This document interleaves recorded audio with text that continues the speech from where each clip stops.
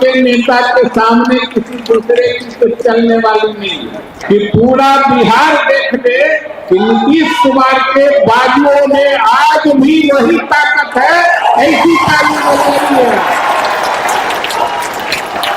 और साथियों, ये समृद्धि यात्रा है, इससे पहले भी अनेक यात्राएं हुई हैं और हर यात्रा में नालंदा को समझिए विशेष धरती है, बहुत जमाने से, प्राचीन जमाने से विशेष धरती है। और इस विशेष धरती की खासियत है कि इसने बिहार को एक विशेष नेता दिया है, जिसने बिहार को विकास की रोशनी दिखाई है। और अब आपके नेता बिहार को समृद्ध बनाने की योजना पर चले हैं। और साथियों, ये समझिए कि नीतीश कुमार की ही खासियत है कि 20 वर्ष तक सत्ता में रहने के बाद आप ये सुन के गवाही दीजिए कि 20 साल तक शासन में रहने के बाद नीतीश कुमार जितना 2005 में लोकप्रिय थे, 21 साल शासन करने के बाद 2026 में भी उससे ज्यादा लोकप्रिय है। ये सब आदमी नालंदा के लोग बता दें पूरे बिहार को। ये 30 साल ये इतिहास है, भारतीय राजनीति में कोई ऐसा नेता नहीं हुआ जो 20-21 साल शासन करने के बाद भी इतना लोकप्रिय है। आज वो समृद्धि यात्रा में आए हैं।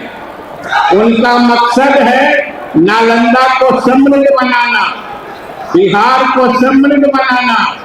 और जो विकास की योजनाएं उन्होंने चलाई हैं वो सब आपको मालूम है।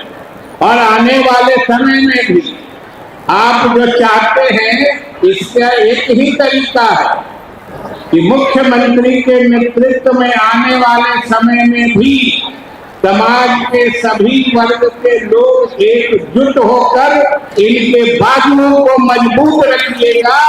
फिर हम आपके नेता के सामने किसी दूसरे की तो चलने वाली नहीं है, याद रखिए।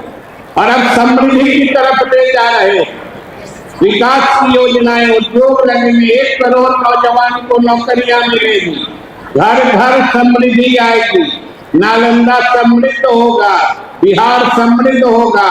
और यही समृद्धि यात्रा का मकसद है, जो इतने समय, लंबे समय की 20 साल की विकास यात्रा है, उसमें जो इन्होंने अलग अलग यात्राएं की है, उनकी भी बहुत महत्वपूर्ण अलग अलग भूमिका है। और विकास जब चरम पर पहुंचता है, सबसे अधिक ऊंचाई पर पहुंचता है, तब समाज में समृद्धि आती है। इसलिए मुख्यमंत्री जी ने अब समृद्धि यात्रा शुरू की है। विकास हुआ, अब लोगों को, नालंदा वासियों को समृद्ध होना है, बिहार वासियों को समृद्ध होना है। इसी मकसद से इन्होंने ये यात्रा शुरू की है।